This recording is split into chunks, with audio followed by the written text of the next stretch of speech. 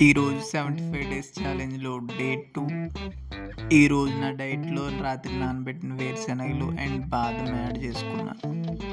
First of all నేను running చేయడానికి Andhra polytechnic వచ్చేసా. ఇది మన కాకినాడ జగన్నాథపురంలో ఉంది.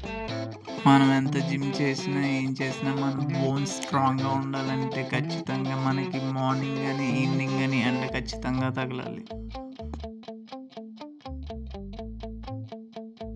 మీకెవరికైనా ఫ్రెష్ ఎయిర్ గాని కావాలనిపిస్తే మాత్రం ఖచ్చితంగా ఆంధ్ర పాలిటెక్నిక్ రండి.